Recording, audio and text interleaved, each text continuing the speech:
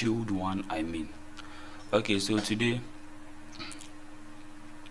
we are taking rigid body mechanics, and the rigid body mechanics, we know we have statics, right? So the statics part of it, that's where we are focusing on. So we are focusing on statics. We will learn what statics is about, how do we do some petty calculations on them, but not in this video. Get the general concept about statics, then we can proceed with the calculations later. So just be with me, stay focused. If there are any portions you have questions, just drop them in the comment sections, and don't forget, I am George Mensah, your tutor for today. Let's go. Okay, so we'll first of all introduce statics. What is it about? So statics is a branch of mechanics concerned with the analysis of forces acting on physical systems in equilibrium. So statics is just about we analyzing forces that are acting on systems in equilibrium. So assuming there is a table, right? There is a table on the floor, and there was a block, cement block on the table. There will be forces acting on the block, forces acting on the table, and then forces acting on the floor itself. But nothing is happening to the block, the table, and the floor because they are in equilibrium. So we think that the system, the table carrying a block, is a system in equilibrium.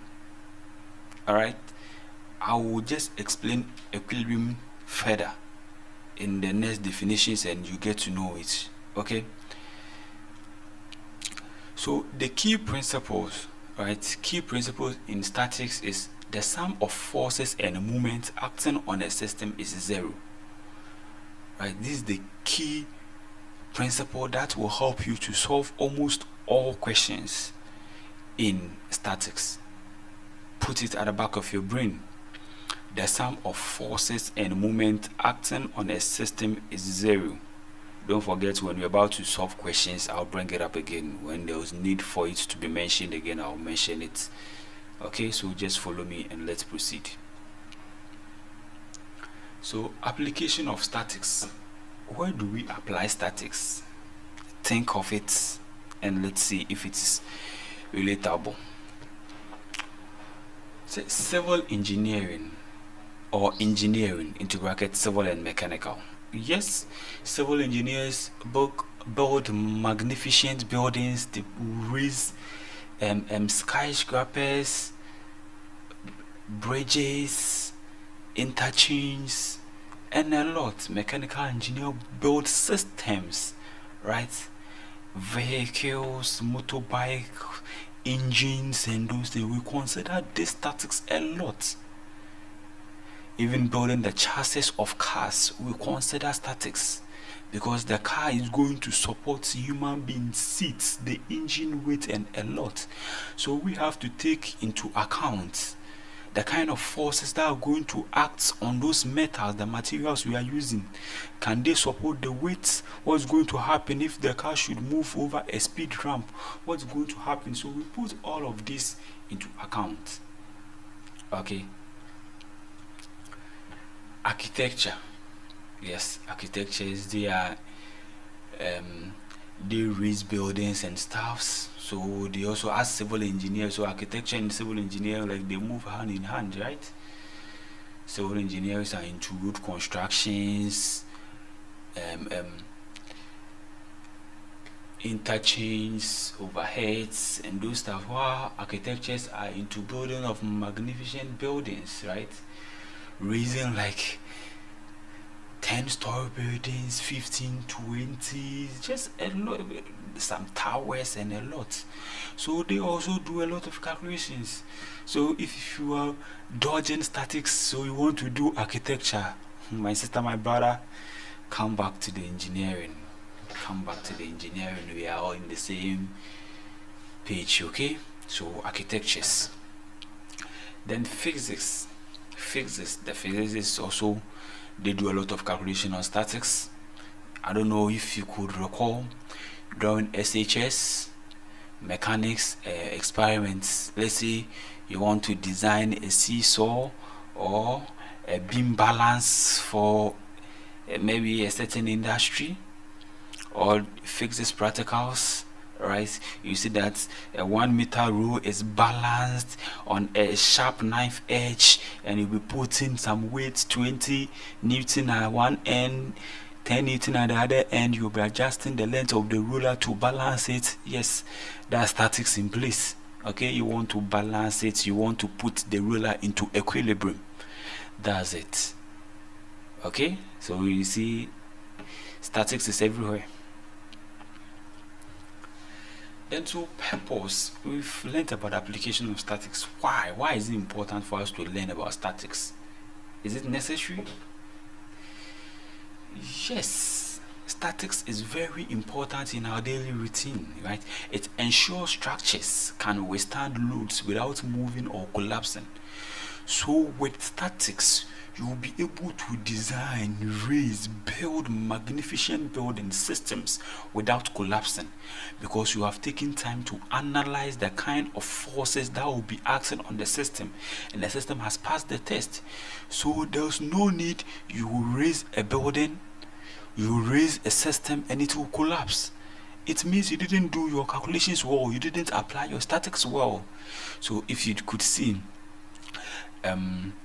the earthquake that happened at Turkey, where a lot of people died, you see, the engineers who raised the architectures, who raised those buildings, were imprisoned. Some were killed. Why? Because they forgo the statics that they had to apply in those designs. Or even if they did, they didn't do it the best way. That's why anything happened and they set for them. You get it? So it's very important. Don't think you are just learning it for learning's sake. You will apply them, and you must apply them one day. Okay? So this is the purpose, the main purpose why we learn what statics.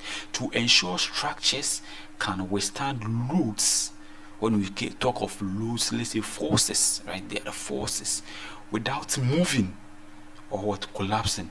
So you use your car to pass over a fixed bridge, and the bridge won't shake, it won't move. If it starts moving, there are bridges we design in such a way that they swing. That one they are fine, that's the intent of the design. But fixed or rigid bridges that you pass on top of them and they start moving, there are what problems. Okay, so we are relating the engineering to real life. Okay, we now focus on some terms that you must know in statics, because these terms will help us in designing systems, in calculating, and a lot, right? So we need them in our calculations, we need them in our daily routines. It makes communication between two engineers very easy, because we will be using our terms, and these are some of the terms, I think the most used terms, I think. So one is what? A force, right? It's a force. So a force is an interaction that can cause an object to what? Accelerate. So it's an interaction that can cause an object to what? Accelerate. In other terms, said it's a push or a pull on an object. So anything that can forces an object to move, can accelerate, can stop accelerating. These are all what? Forces. Assuming a car is moving on the road and it stops, something caused it to stop, right? So whatever caused the car to stop is a force. It's an interaction between the engine, the gears, the road friction, and everything. They are all forces. Okay, so the picture here signifies what I'm talking about. So it's either you pull it or it's either you push it. So whilst you are pulling or pushing, the object here will be moving, and while it's moving, it will be moving with a kind of acceleration, with a speed, right? To move with a speed, and over a certain time period it will accelerate, right? So that's why we say that a force is an interaction that can cause an object to accelerate. That's what I mean. Okay, then we also look at what moments. Say moment is a measure of the tendency of a force to rotate an object about an axis, right? So if you could see, let's see here, it's what, it's a sharp knife edge here, then we have this beam on top and two people are sitting on it, right? So the force that this man is possessing is causing, right, that force this man is possessing is trying to turn this man here around this pivot here, right? So we call it moment, the tendency of a force to rotate an object about an axis. So if this young guy here should move, it will be moving in either clockwise or anti-clockwise, right, about this point, the point here. So it will be a rotation, right? So the force being possessed by this man is tending to rotate the small child here about this fixed point here. That's why we say it's a moment. So moment, the measure of the tendency of a force to rotate an object about an axis, that is moment. Then we'll also look at what a free body diagram is, right? A free body diagram is, so we say a free body diagram is a simplified representation of an object isolated from its surroundings, showing all the external forces. So assuming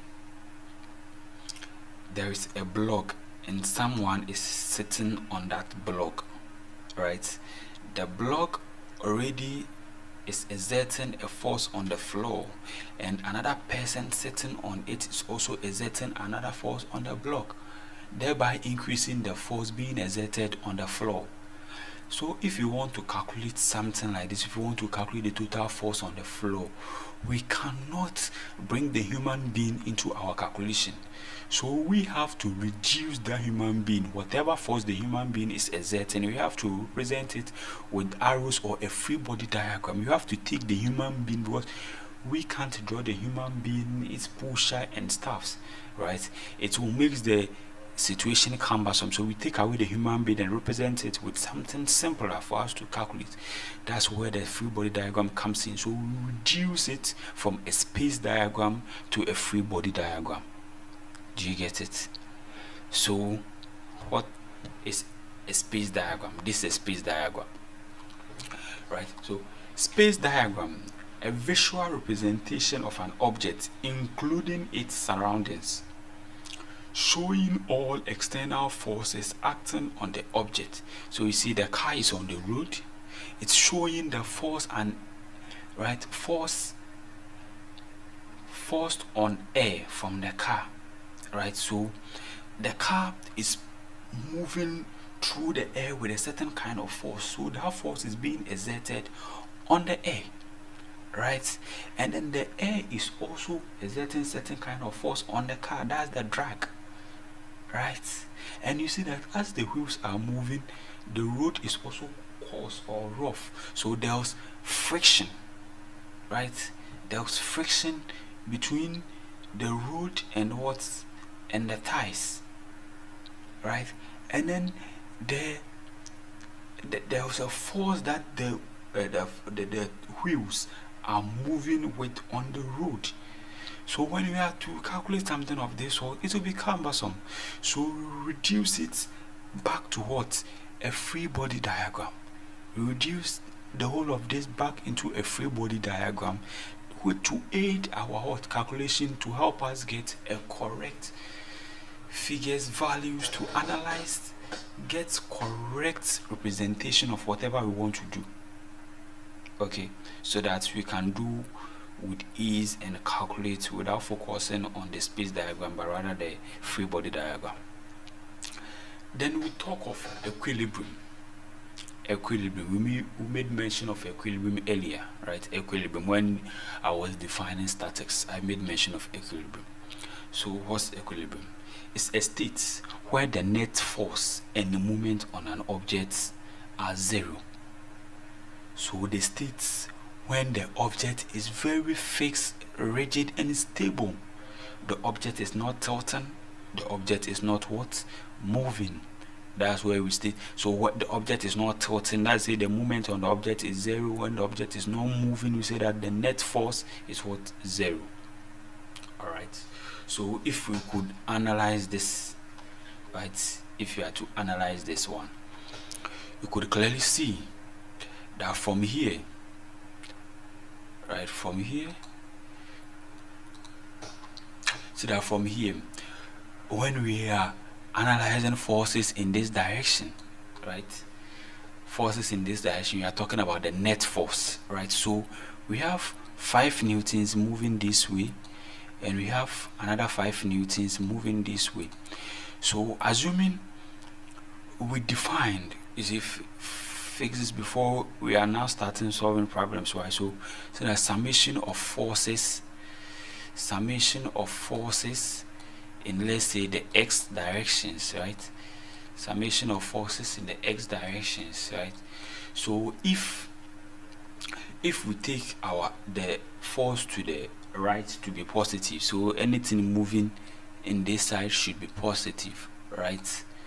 We say that this force here moving to the right is positive, right? So we get this 5 to be positive, then this one which is moving in the opposite direction will be negative, so we subtract it. So then we'll get at the end, the answer will be what? 0. So you could see that the net force in this direction is what? Is 0. Alright. Then we also analyze the net force in the vertical direction. 2 will be 0. Right? Because they are moving apart. This is going this way. This is coming this way. So if you assume that the force going down or moving downward is positive, right? If this is positive, so that this positive 2, then this going in the opposite way will be negative 2, right? So this 2 plus the negative 2 also give us what? 0. So you see that the net force in this direction too is what? Is 0.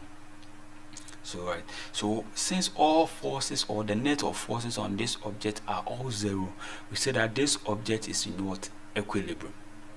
The object is in equilibrium. This is what we meant by what? Equilibrium. This is what we meant by equilibrium. So that's the equilibrium we meant. Okay,